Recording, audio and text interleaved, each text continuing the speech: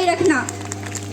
नमस्कार आदरणीय महानुभाव, उपस्थित शिक्षकगण, मेरे प्यारे देशवासियों और मेरे युवा साथियों, आप सभी को स्वतंत्रता दिवस की हार्दिक शुभकामनाएं। आज हम सभी उस पावन पर्व को मनाने के लिए एकत्र हुए हैं जिस दिन हमारा भारत देश गुलामी के बाद स्वतंत्र हुआ था। हमारा भारत देश जो उत्तर में हिमालय से लेकर दक्षिण में समुद्र तक फैला है, अनेकता में एकता का प्रतीक है। हम सभी बहुत भाग्यशाली हैं कि हमें ऐसे महान बलिदानों के बाद मिली हुई आज़ादी का अनुभव करने का सौभाग्य प्राप्त हुआ है। आज मैं इस अवसर पर देशभक्ति और राष्ट्र निर्माण के विषय पर अपने विचार साझा करना चाहती हूँ। अक्सर हम सोचते हैं देशभक्ति क्या है? क्या यह सिर्फ झंडे लहराने और नारे लगाने तक सीमित है?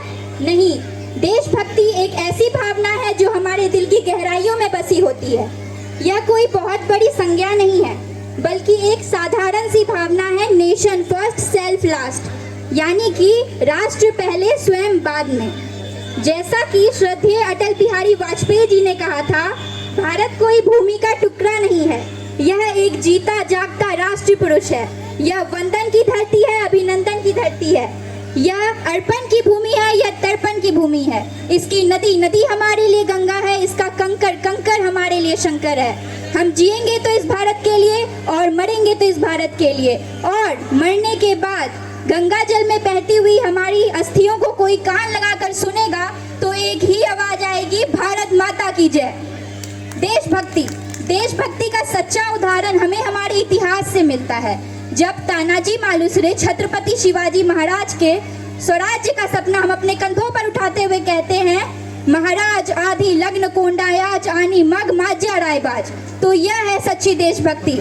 जब जमशेदजी टाटा देश में रोजगार के अवसर पैदा करने के लिए अपने संपत्ति को समर्पित कर देते हैं, तो यह है सच्ची देशभक्ति। देशभक्ति का अर्थ सिर्फ देश के लिए मरना नहीं, बल्कि अपने देश के लिए जीना है। इसका मतलब हम अपनी जिम्मेदारियों को ईमानदारी से निभाएं, चाहे हम एक किसान हो, सैनिक हो, डॉक्टर हो, इंजीनियर हो या विद्यार्थी। अगर हम अपने काम को पूरी निष्ठा से करते हैं तो हम देश की प्रगति में अपना योगदान देते हैं। राष्ट्र निर्माण कोई एक व्यक्ति का खेल नहीं है, यह हम सभी भारतीयों का सामूहिक कर्तव्य है। जब हम अपनी गलियों को साफ करते हैं, पर्यावरण का ध्यान रखते हैं, अशिक्षितों को शिक्षित करते हैं और समाज के कमजोर वर्ग की मदद करते हैं, तो हम देश के निर्माण में अपना योगदान देते हैं।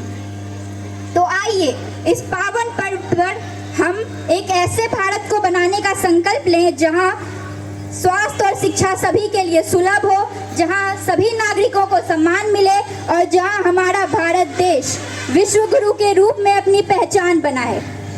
भारत माँ का मस्तक हमको प्राणों से भी प्यारा है, भारत माँ का मस्तक हमको प्राणों से भी प्यारा है। सूरज का लाचार समर्पण हमको नहीं गवारा है। देश चरण में मस्तक अर्पण दृढ़ संकल्प हमारा है। नेत्र तीसरा खोलो शंकर, तप्त लहू की धारा है। भारत माँ का मस्तक हमको प्राणों से भी प्यारा है, भारत माँ का मस्तक हमको प्राणों से भी प्यारा है। जय हिंद, जय भारत, धन्यवाद। Such a wonderful speech.